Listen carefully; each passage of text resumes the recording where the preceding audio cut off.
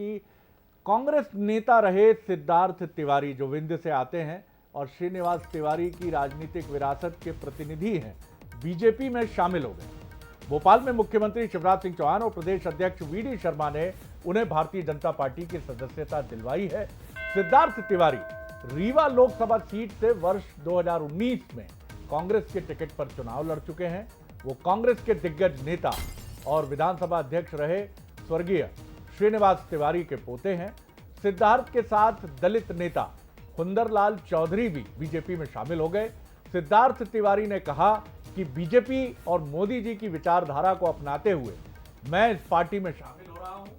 देश और प्रदेश का जो भी विकास हुआ है वही कारण बना है भारतीय जनता पार्टी में शामिल होने का। तो ये एक झटका आप कह सकते हैं, क्योंकि श्रीनिवास तिवारी एक बहुत बड़ा नाम है, न सिर्फ विंध्य में बल्कि मध्य प्रदेश में भी, और उनके पोते हैं जो 2019 में लोकसभा चुनाव लड़े थे रीवा लोकसभा सीट से।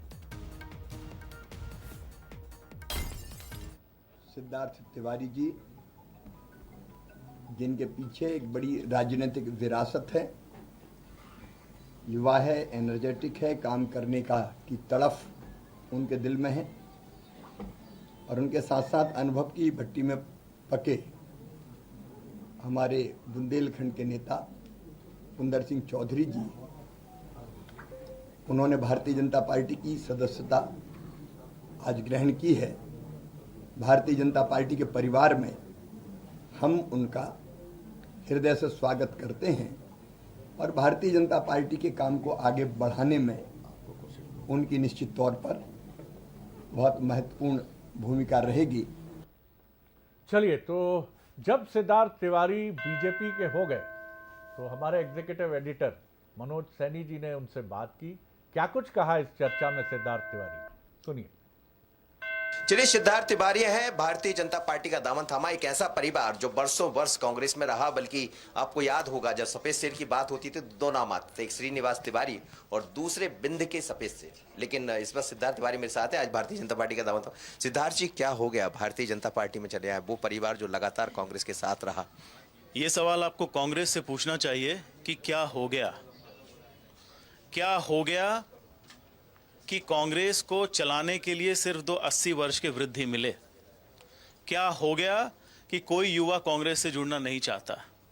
क्या हो गया कि कांग्रेस पार्टी अब राजनीतिक पार्टी ना बन करके एक ठेकेदारी प्रथा वाली संस्था बन गई है, जिसमें उन्होंने मध्य प्रदेश का ठेका माननीय कमलनाथ जी को दिया है और कमलनाथ जी ने वो ठेका पेटी में दिग्विजय सिंह जी को दे दिया है। ये सवाल आपको उनसे पूछना चाहिए कि क्या कारण है कि आपसे युवा दूर हो रहा है, आपसे किसान दूर हो रहा है, और क्या कारण है कि जो 20 साल पहले दिग्विजय सिंह जी ने लुटिया डुबोई थी वो आज तक नहीं मिल पाई है। लेकिन क्या कारण है कि युवा दूर हो रहा है? मैं सिद्धार्थ जी से पूछ रहा हूँ।